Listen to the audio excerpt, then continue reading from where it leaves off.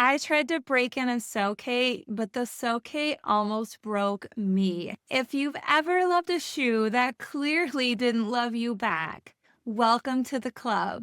I'm that crazy person that bought Christian Louboutin So Kates, even though everyone said they were for narrow feet, not wide feet like mine. Even though everyone said they were the most painful shoes on the market, basically torture devices, not shoes. Even though everyone said if you have wide feet, don't even try. Challenge accepted. Some people dream of running marathons. I dream of surviving a date night in So Kates. So I channeled my inner Rosie the Riveter and I got myself a pair. Because So Kates are like a toxic ex. Absolutely gorgeous, completely wrong for you, and guaranteed to make you cry. They say beauty is pain. Well, for 2 months, I battled these 120 millimeter stilettos to find out just how much pain. Spoiler alert, they're broken in, but my pinky toe has filed for divorce. This is Wide Feet versus So Kate. Can we actually make the most impossible Louboutin of all time wearable? Let's find out. So what is it about the So Kate that makes people willingly torture themselves? Named after Kate Moss, the So Kate launched in 2013 and immediately became one of the most recognizable Louboutin silhouettes. When people see the silhouette, they know. They know it's a So Kate. The defining characteristic is that 4.7-inch, 120 millimeter stiletto. It has a razor thin heel tap at only 5 millimeters. It's the thinnest heel tap that Louboutin has to offer. It's got that sharp pointed toe. And the real magic is that leg lengthening illusion. So the sides are cut away here to reveal the arch of your foot. On top of that, this is the most versatile pump on the market. You can wear it to the club. You can wear it to an elegant date night. You can wear it out with friends. You can wear it to the grocery store. You can wear it to work at a boardroom or a corporate office meeting. These shoes turn even the most basic outfit into a fashion statement. I can literally be in hoodies and sweatpants, and I put on the So Kates, and I feel like I just have the outfit of the century, like I'm ready for the runway. That's the transformation power. The other thing about the So Kates, and it's hard to explain, but the So Kate isn't just another pretty high heel. It lets your outfit stand out, and it lets your legs stand out without overshadowing them, without taking attention away from them. A lot of times when you see someone in high heels, the first thing you think is, wow, those are beautiful high heels. But when you see someone in a So Kate, the first thing you're going to think is, wow, they have amazing legs. And the celebrity endorsement is honestly insane. Zendaya, Blake Lively, Taylor Swift, J-Lo, Beyonce, Rihanna, Zoe Saldana, the Kardashians. Hell if I can tell them apart, but the Kardashians wear them. Jennifer Aniston, Margot Robbie, Cara Delevingne, Kate Beckinsale, Sophie Turner, Gigi and Bella Hadid, Ciara, Emmy Rossum, Mila Kunis, Jessica Biel, that girl from Twilight, and the list goes on. It is the #1 shoe that you're gonna see on the red carpet. The So Kate sets a standard for both pointed toe pumps and for Louboutins. So they're iconic, they're gorgeous, and they're perfect.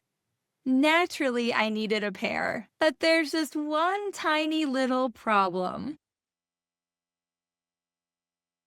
Now for the part where you start to question my judgment.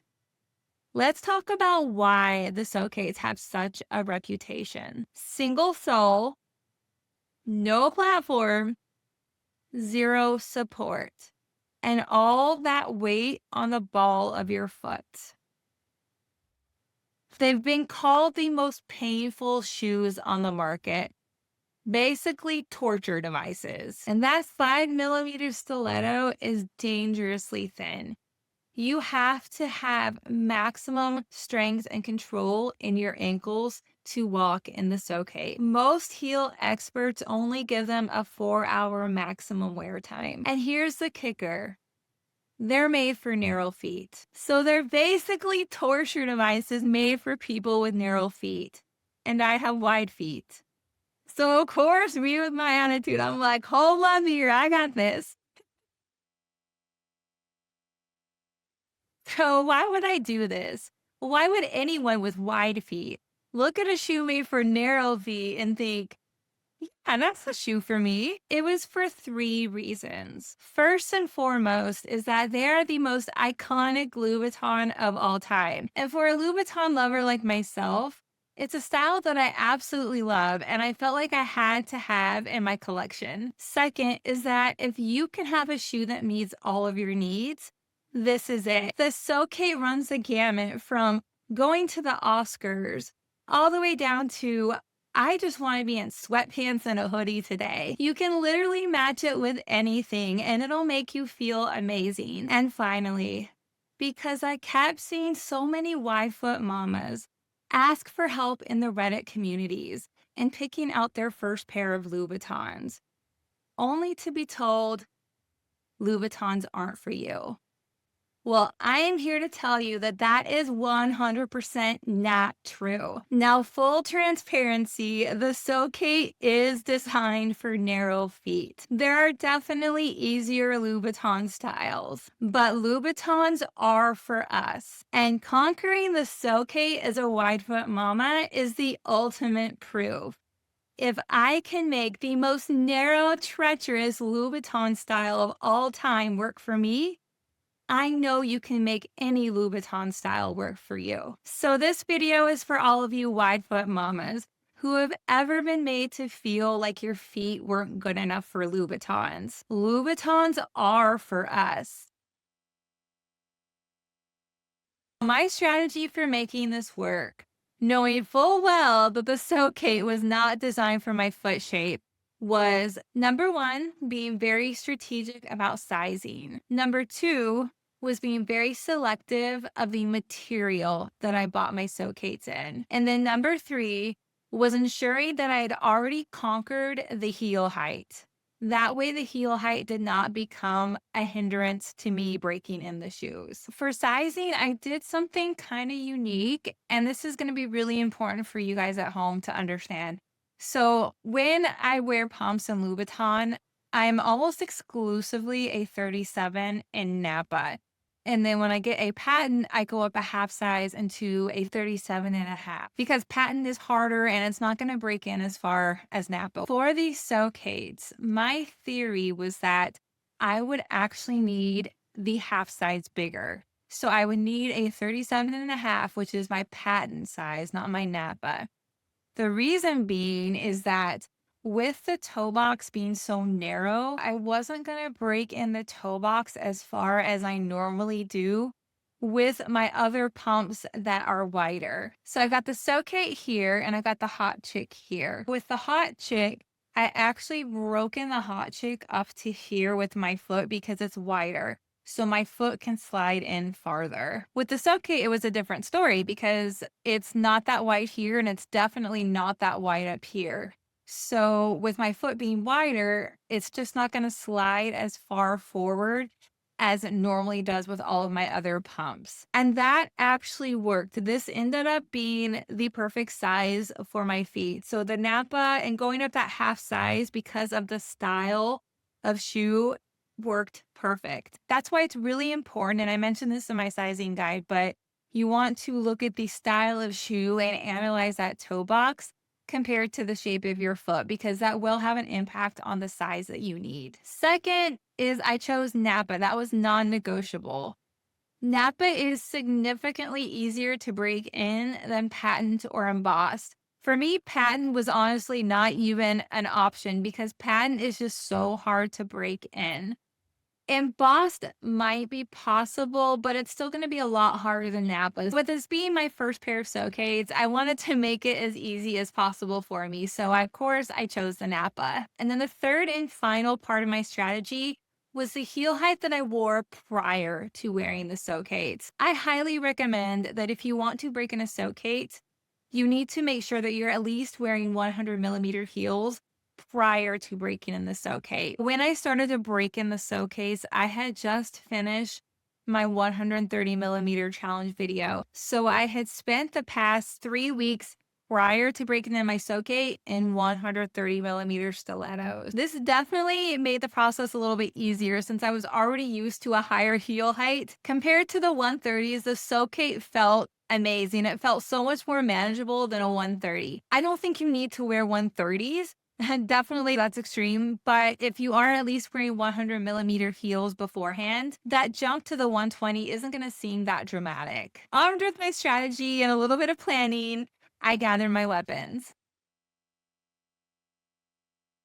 Let me show you what it takes to break in So Kates. And yes, you need all of this. In my arsenal, I had lotion to reduce the friction, socks for the sock technique, shoe stretch spray, cedar and metal shoe stretchers, and about every single pad and cushion you could possibly think of. Don't forget the ice pack, band-aids and blister bandages, and a weighted vest wouldn't hurt either. Now your arsenal is full. Let me explain to you what broken in means to me. Broken in means I can wear the shoes at home for 4 hours in a row. The reason for this is simple. If I can wear them for 4 hours at home, I know I can survive a date night. That is my gold standard. 4 hours at home equals date night out. Now, let me walk you through the 2 month battle. Initially, I was super optimistic, especially when I first put them on, because going from the 130s and then trying on a 120 millimeter felt divine. Honestly, it felt so amazing. I was like, this is going to be so easy. This is going to be a cakewalk. And that initial optimism lasted about 30 minutes. And then all of a sudden, the size of my feet started screaming. They were in so much pain. It was from this part of the shoe squeezing in to the size of my feet. And that's something I'm just not used to because I've never worn shoes that are this narrow and dramatic before. And then, of course, I was already committed. So I rolled up my sleeves, Rosie the Riveter style, and I armed myself with every shoe stretcher known to mankind and prepared for war. Spoiler alert, these shoe stretchers almost broke before the shoes did. Part of my breaking in process is just wearing the shoes every day at home. For the So Kates, I decided that I was going to start out by doing 30 to 60-minute sessions multiple times a day at home. I probably should have only done it once a day, but I was just so excited, so I started doing them at least twice a day, sometimes 3. I actually started using the shoe stretchers early, which I never do, but the sides of my feet were hurting that much. After the first week, I had to take a 2-day break. And that should have been a warning sign for me because I never have to take breaks when I'm breaking in shoes. I realized this week after looking back at the progress tracker that I made for the So Kates was that I wore them way too much that first week and I didn't even realize it. I'm not sure why. I think I was just so excited to break them in and that I just overdid it. Looking at the time that I spent in them, I spent the first 4 days wearing them for 3 sessions a day, an hour each session. So that equaled to 3 hours every single day during the first 4 days. And that is when my pinky toe started to hurt. Normally, when I get a new pair of shoes and I break them in, the first week, I don't usually spend more than an hour in them every day. Maybe an hour and a half if it's really going well. I should have followed my own guide and just worn them for 30-minute sessions. That really set me up for failure. I'm actually surprised that I finished and was able to break them in. The second week was a little bit better. I was only spending about 2 hours a day in them. But by that point, the damage had kind of been done. And every day I was in the So Kates, it seemed like I was just aggravating that pinky toe. By weeks 3 and 4, My pinky toe just wasn't cooperating. It wasn't a blister or anything like that. I never got a blister, but it just felt like it was getting chronically hurt. At this point, I definitely realized that the breaking in process was not going to be easy with the So Kates. I did spend a little bit less time in the shoes during weeks 3 and 4. Even with all of that, at the end of week 4, I had to take another mandatory 2-day break. I was really starting to panic and I was afraid that this just wasn't going to work out. Like maybe I wasn't going to be able to wear them. During those 2 days, I actually left the shoes on the shoe stretchers.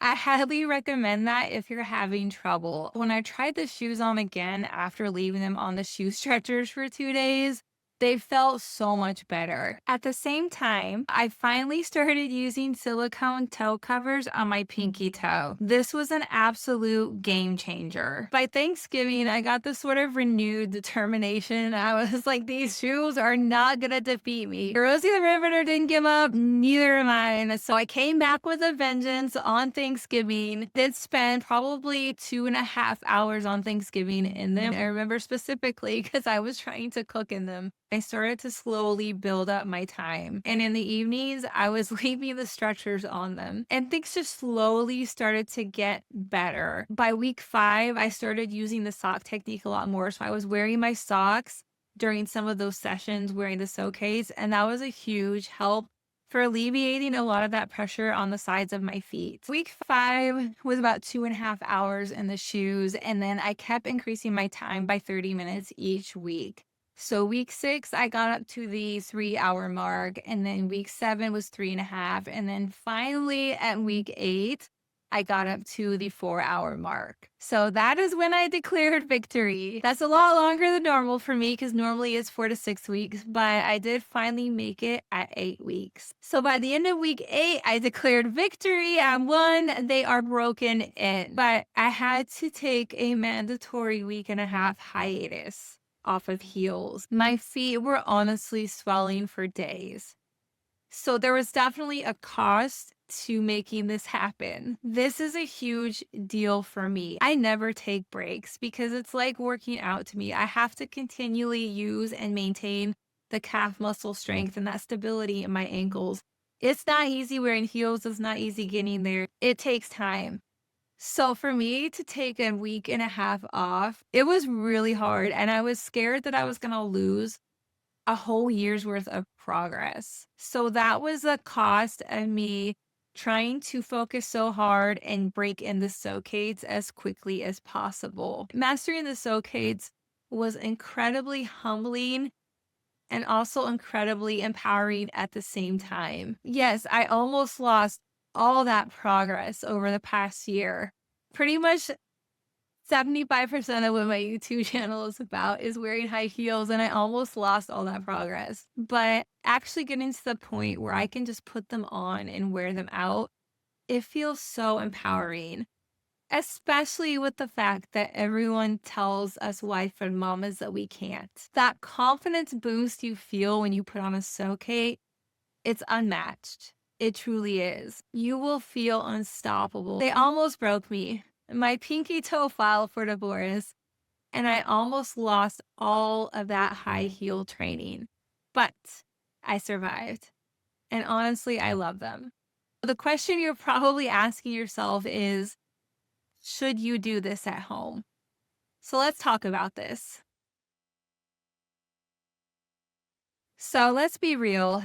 If you have white feet, you got to be prepared for serious commitment. I took 2 months to break these in. I honestly think I might have been a bit delusional to do it so quickly. And I know 2 months doesn't sound like a quick turnaround, but I should have spent more time. Take as much time as you need, even if it's 4 months. And just know too, if you need to take a couple days off here and there, that's okay. Be mentally prepared, be patient, take your time, and listen to your feet. I would say also understand that these are most likely going to be date night shoes or going out with girlfriends, stuff like that.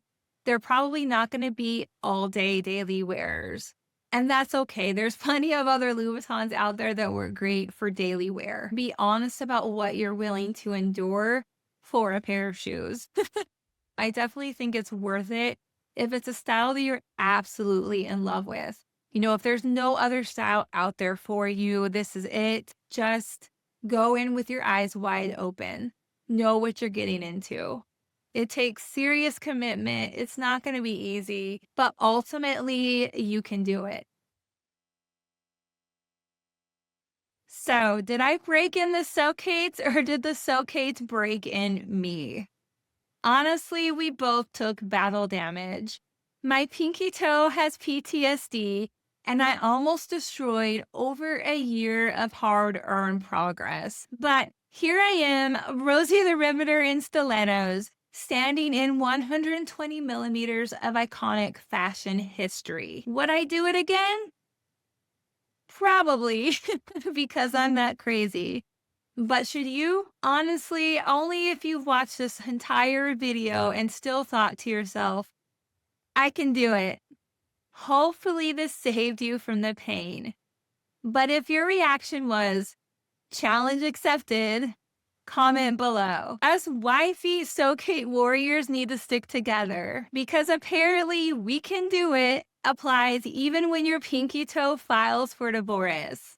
Remember, life is short. Wear the heels, even when they treat you like a toxic ex.